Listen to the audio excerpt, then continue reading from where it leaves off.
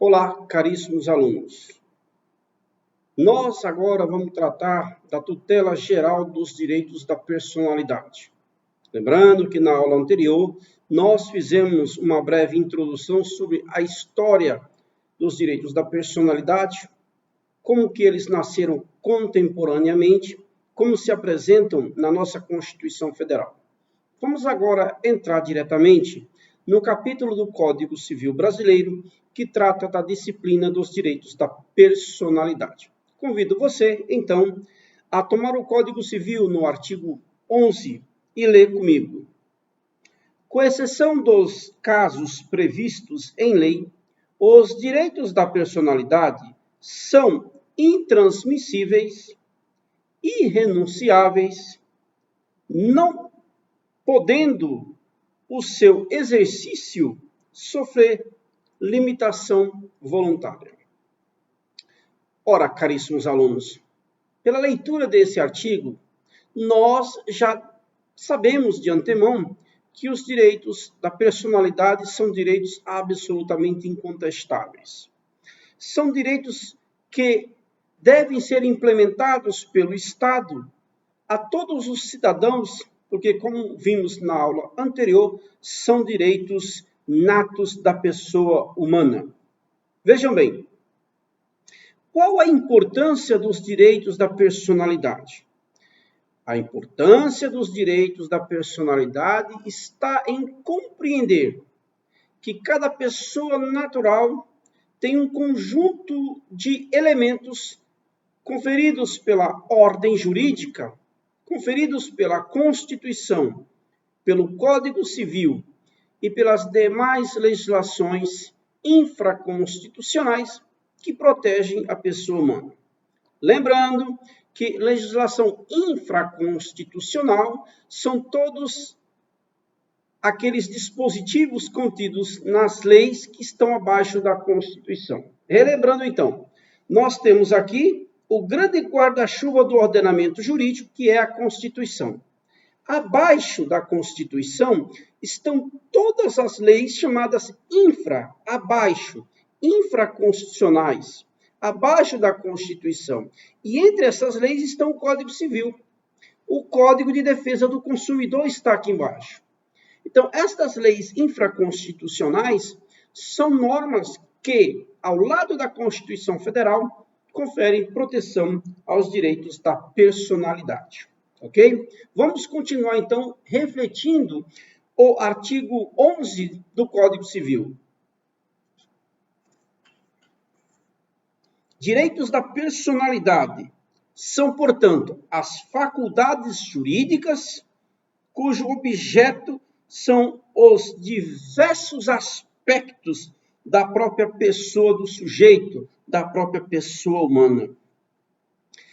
Este autor que escreveu estas palavras, Rubens Limonge de França, foi um grande estudioso do direito civil, ok? Professor da Universidade de São Paulo e que estabeleceu na sua doutrina do direito civil e na doutrina dos seus direitos da personalidade a seguinte classificação. Para ele, os direitos da personalidade são direitos à integridade física. Primeiro, a vida, ao corpo vivo, o morto e as partes separadas do corpo. Esta é a primeira classificação. Classificação direito à integridade física, direito à vida, ao corpo vivo e morto, as partes separadas do corpo.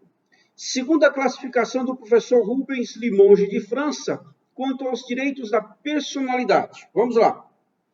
Direitos à integridade intelectual, que se dividem em direito à liberdade moral, integridade moral, a liberdade civil, a liberdade política e a liberdade religiosa. São direitos da integridade moral.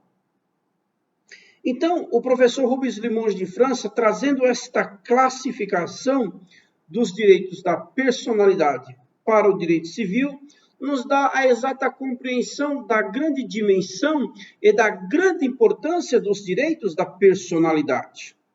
Ok? Ao lado desse professor, Rubens Limonge de França, Havia um mais contemporâneo. Por que havia? Porque ele também, como Rubens Limonge de França, já não se encontra entre nós. Estou falando do professor Carlos Roberto Bittar, que diz o seguinte, professor Carlos Alberto Bittar. Em sua classificação, dividia os direitos da personalidade em direitos físicos, direitos psíquicos e direitos morais. São as duas classificações mais acertadas e mais atualizadas do nosso direito civil, ok? Dito isso, nós vamos continuar trazendo o escopo desta aula, focalizando o seguinte: a tutela dos direitos da personalidade é conferido A, em nível constitucional, B, em nível infraconstitucional, e confere uma série de proteção a toda a pessoa natural. Lembre-se aqui que quando se fala em tutela, caríssimos alunos, se fala em proteção. Tutela é proteção. Proteção a direitos. Só há proteção porque alguém está ferindo a vida das pessoas. Notem também que no âmbito do direito civil e dos direitos da personalidade, falamos em duas espécies de tutela: a tutela repressiva e a tutela preventiva. A tutela repressiva acontece quando os direitos da personalidade já foram atingidos pelas pessoas, seja o Estado, pessoa física, pessoa jurídica, que tenha ferido o meu ou o seu direito. Cabe aí, por meio de uma ação judicial, que o Estado venha impor uma restrição a esta ofensa.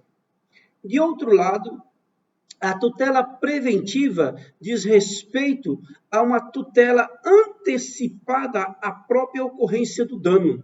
É quando eu estou na iminência de sofrer ofensa ao meu direito, eu entro com uma medida judicial pedindo para que o juiz emita uma ordem para evitar que este dano, que este ferimento aconteça.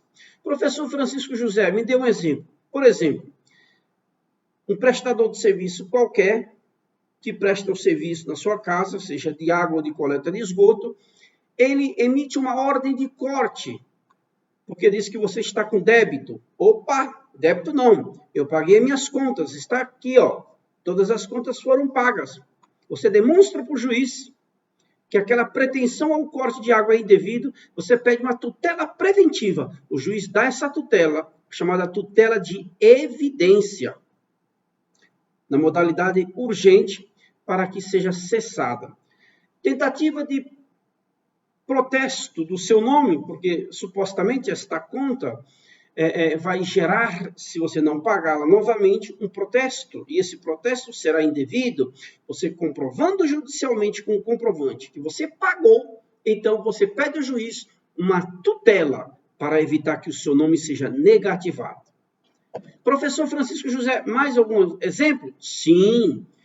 Seu plano de saúde diz o seguinte: olha, senhor José, a sua cirurgia marcada por dia 20 do mês X não vai acontecer. Você fica abismado. Por que não vai acontecer? O convênio vai dizer, porque o seu plano não cobre. Como não cobre?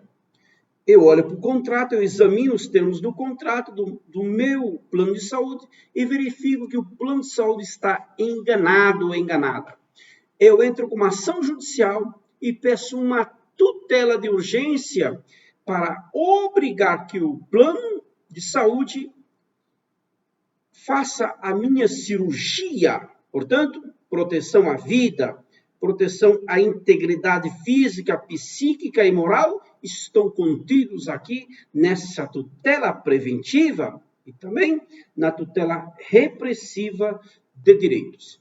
Dito isso, eu vou aqui me despedindo e nós vamos nos preparar para a próxima aula. Convide seus amigos e também os demais alunos. Um abraço do professor Francisco José.